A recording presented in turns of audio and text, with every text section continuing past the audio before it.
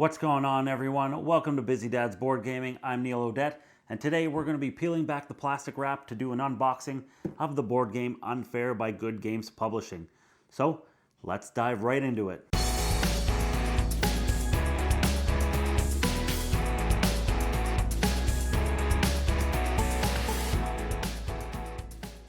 So this is Unfair by Good Games Publishing, as I mentioned, who was actually kind enough to provide me with the game. It was designed by Joel Fitch, as you can see here. And just by looking at the front of the box, it looks really well done. I really like the art. You can see these tall roller coasters, some hot air balloons here, the cityscape in the background. But the name is Unfair, so obviously this has to do with a fair, a circus, an amusement park, something of that nature. But the term unfair would probably lead you to believe that it's going to be less than ideal for some players. So let's flip this on over and take a look at the back.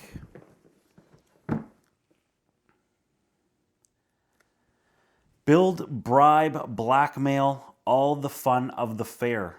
Build the city's greatest theme park, whatever it takes. Mix some of your favorite themes from pirates, robots, vampires, jungle, gangsters, and ninja. Add attractions and upgrade them to match blueprints, stack up towering rides, or simply make the most cash. But watch out. Your competitors may pay off the safety inspectors to close your rides or hire hooligans to vandalize your park. Build wisely and protect your park to make sure you come out on top. Whatever happens, it's bound to be unfair. So as you can see here, it's 14 plus, 2 to 5 players, and takes about 25 minutes per player. Have a little bit of art on the back here showing some of the cards that you're likely to see and what actually comes in the box here. So let's peel back the wrap and see what we have on the inside. So what we have here as soon as we open the box seems to be the rule book, a comprehensive guide to building and operating a tabletop Unfair. You can see the F from Funfair is blackened out here, so that's ominous.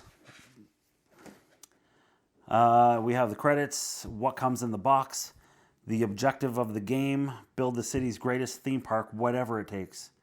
Your goal is to build the park that scores the most points at the game end, using 3 main ways to score. Build impressive tall attractions with lots of upgrades. Match your park to blueprints to achieve hidden goals. Buy your way to victory with good old-fashioned cash.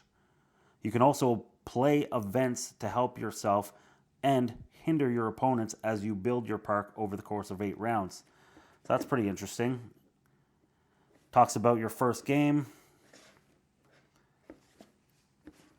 The setup looks like about 15 steps to set up. So not too bad. It looks pretty clear. You have a full picture of the starting setup on this side, which is always nice to see. Makes it a little bit easier when going to actually set up.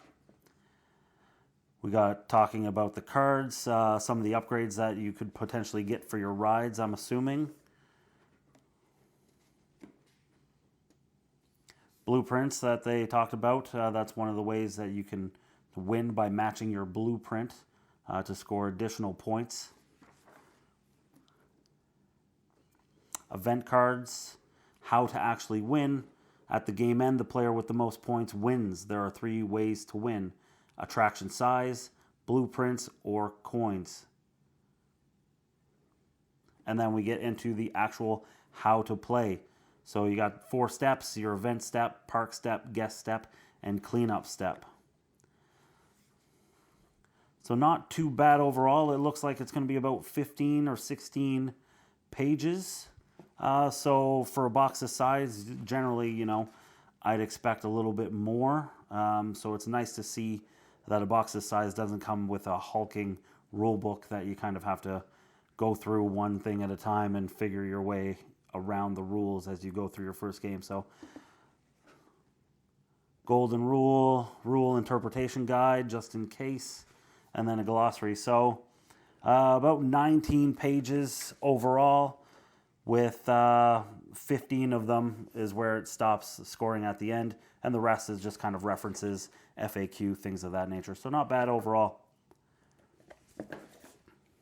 So here we have what appears to be reference cards. So you have your attraction types, your upgrade types, other and miscellaneous on one side, and the other side, I guess, the round sequence, breaking it down for you, as well as scoring. And then we get into the board itself. A little hard to open up here. So double-sided, I don't know yet whether that is relevant or not. It looks, yeah, it looks to be different on each side. So how that's going to come into play, unsure. But you have your discard face up, market, another discard, your events, another market. And then in the center, it looks like it actually gives you the step-by-step what's going on here. So you would draw an event city, play. But good solid board, nice artwork. It really looks good. I'm interested to see what the difference is between one side and the other. So maybe that'll likely be covered in a how to play video later on down the road. Now into the heart of the box, it looks like we have quite a decent insert here. It looks like there might actually be room in each of these slots for expansions, if there are any, and then a bag of tokens. I'm assuming actual money. That's what that looks like. We've got a roller coaster ride here. I can imagine that that's probably either the first place token or something that actually tracks your turns. That looks that's actually a nice little model.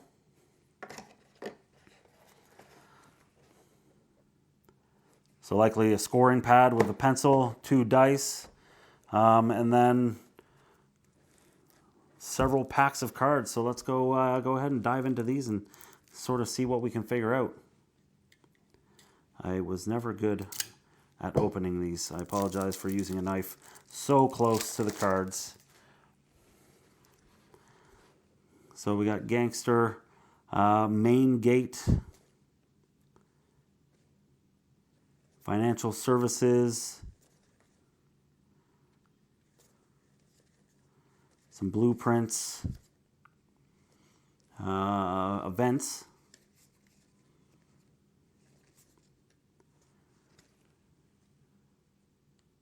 Showcase, the Grand Mayfair, Grand Plaza, Cabaret.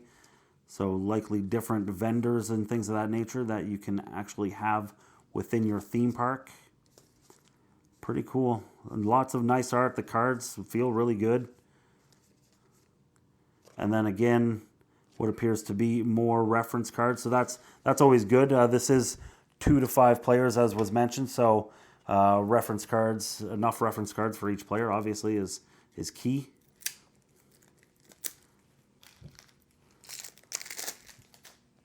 Then we get into the jungle theme. Again, we have the main gate and city, likely city events, I guess. More blueprints, more event cards here. Park limit, guest capacity plus 10. Or inspection, choose a competitor and close all attractions in their park that are 4 icons or more in size. So that's pretty interesting. So it's kind of like a gotcha sort of mechanic that you're going to be messing around with your opponents, which I always enjoy. I have tons of fun messing with the other people at the table.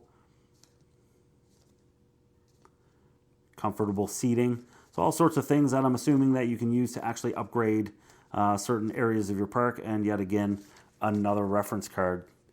So all in all, the cards themselves seem they're pretty good weight. They look pretty good in terms of the art. Now we're into the ninja. Again, main gate, financial service. So kind of following the same line of cards each time. More events. And then more showcases. Lots of cards, which what I can only imagine will equate to tons of options when you actually dive in to play the game, which is always nice. Just by looking at this, it seems like it's going to be a ton of replayability just based on all the cards that are in the box, which is always good to see. More blueprints and events and showcases again, but of course they're all following a specific theme, this one being pirates. So I guess pirates, attraction size 5, blueprints 2, coin 3, unfairness 2. So maybe you're picking a specific theme right off the bat, and kind of gives you the breakdown of what side of attractions you're likely to see, how unfair it's going to be between you and your opponent. But again, that'll all be sorted out as we dive into a how to play, which I will cover hopefully in the next week or two after posting this. But we will see. Now we're into the robot theme. So again, attraction size is 5, blueprints 3, coins 1, and unfairness 1.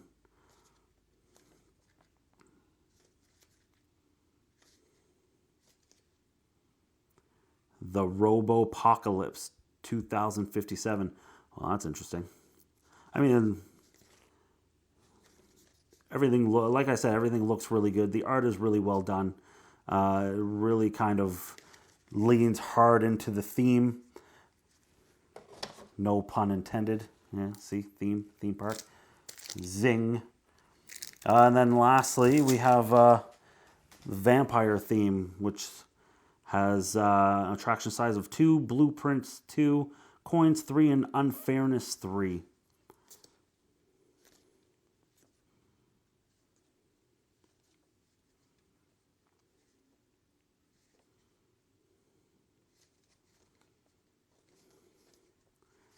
So I'm very interested to see what kind of things you can get up to with your opponents, what kind of ways you can mess with them, whether it's being sabotaging their rides, or as the back of the board or the back of the game kind of suggested, actually hiring hooligans or paying off inspectors to close down rides, which is pretty cool aspect in my opinion.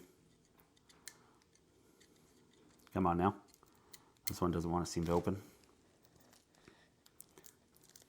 Updated cards number 1.